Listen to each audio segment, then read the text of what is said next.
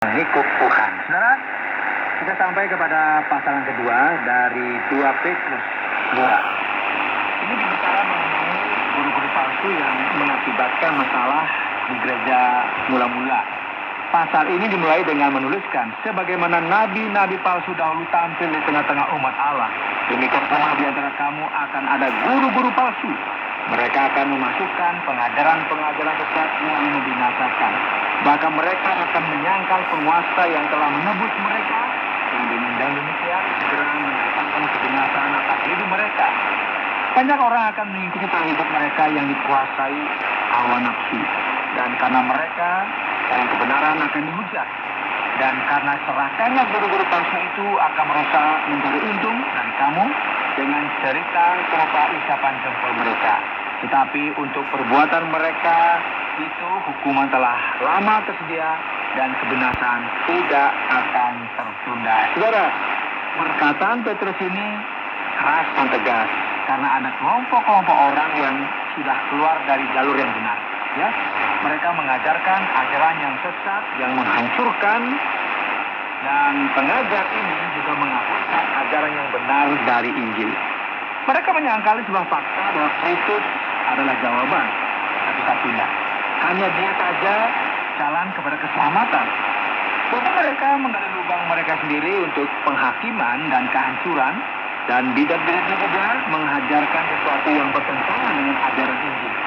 Mereka melakukan ini atas dasar apa, saudara? Uang, ya, kecelakaan, sehingga mereka tega membodohi banyak orang. Saudara, imoralitas, ajang sesat dan kecelakaan, semua ini berjalan berdampingan.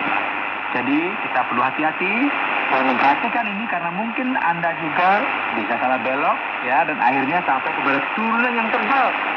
Mereka mungkin berkata penghakiman ilahi mungkin tidak akan datang segera.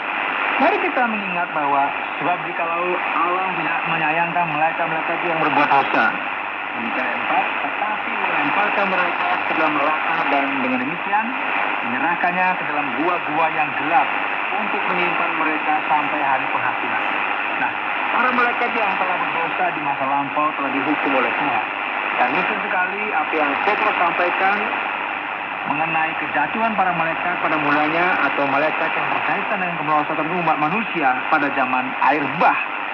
Jadi inilah mengapa ayat 5 menuliskan, dan jikalau Allah tidak menyayangkan dunia purba, tetapi hanya menyelamatkan Nuh, memberita kebenaran itu dengan 7 orang lain ketika Ia mendatangkan air bah atas dunia orang-orang fasik. Allah tidak menyayangkan malaikat-malaikatnya, Dia tidak menyayangkan manusia pada zaman purba ketika mereka melakukan sesuatu yang tidak semestinya. Ia juga menghukum Sodom dan Gomora.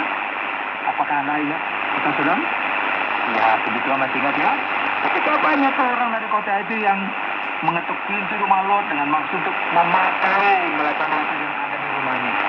Mereka melakukan hubungan seksual yang tidak wajar dengan para malaikat. Sebab itu kota tersebut dihukum oleh Allah dan menjadikan kota itu abu. Dan ini merupakan contoh dalam sejarah mengenai apa yang terjadi dan apa yang akan terjadi kepada orang-orang berdosa dan yang jahat. Dia menyatakan penghakimannya karena Ia merupakan Allah yang adil. Dan kita bisa mengetahui hal ini karena kita melihat orang-orang yang benar dikuduskan oleh Allah. Dan ini merupakan apa yang terjadi terhadap Nuh dan Lot. Terlepas dari kelemahan-kelemahan mereka sebagai manusia, mereka dikuduskan Allah oleh karena kebenaran. Firman Tuhan berkata seperti ini, Ia menyelamatkan Lot, orang yang benar, yang terus-menerus menderita oleh cara hidup orang yang tak mengenal hukum. Ayat 8, kita melihat jiwa Lot tersiksa oleh karena ia melihat dan mendengar perbuatan dan yang dilakukan oleh orang-orang yang jahat itu. Dan hal ini juga terjadi hari-hari ini, saudara. Ketika orang-orang melihat hal-hal yang mengerikan yang terjadi dalam dunia ini, dan mereka akhirnya menjadi marah dan terluka dalam hatinya. Jadi hal yang penting bagi kita ingat adalah bahwa Allah itu adalah Allah yang benar dan adil. Bahwa Ia akan memisahkan orang-orang yang jahat dengan orang-orang yang benar ketika sampai pada waktu penghakiman. Nah, ini Petrus menuliskan lagi dan berkata bahwa Allah akan menyatakan penghakimannya sebagaimana yang Ia telah lakukan di masa lampau. Penghakimannya juga akan Ia jatuhkan kepada orang yang tidak benar. dan yang hanya mengikuti hawa nafsu mereka saja dan menghina pemerintahan Allah.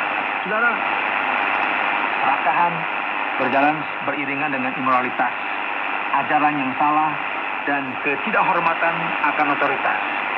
Banyak orang tidak melihat ini sebagai masalah yang serius. Ia menganggap ini sebagai sebuah masalah yang biasa saja dalam perjanjian baru. Mereka begitu berani dan angkuh, sehingga tidak segan-segan menghujat kemuliaan. Nah, mari kita perhatikan ini, saudara. Orang-orang ini sudah salah jalur, mereka nggak menyadari kesalahannya, dan mereka nggak menyadari otoritas yang dimiliki oleh malaikat-malaikat itu. Karena mereka sendiri yang sekalipun lebih kuat dan berkuasa daripada mereka tidak memakai kata-kata hujat kalau mereka menuntut hukuman atas mereka di hadapan Allah. Apakah yang sebenarnya dilakukan oleh orang ini, saudara? Tapi mereka itu sama dengan hewan yang tidak berakal, sama dengan binatang yang hanya dilahirkan untuk ditangkap dan dimusnahkan. Mereka menghujat apa yang tidak mereka ketahui, sehingga oleh perbuatan mereka yang mereka sendiri akan binasa seperti binatang liar. Ya, ini merupakan sebuah sikap yang tidak menghormati dan tidak sopan terhadap otoritas, yang merupakan karakter dari pengajar sesat yang melukai gereja. Mereka akan sampai pada apa yang akan terjadi kepada mereka, sama seperti yang terjadi pada Sodom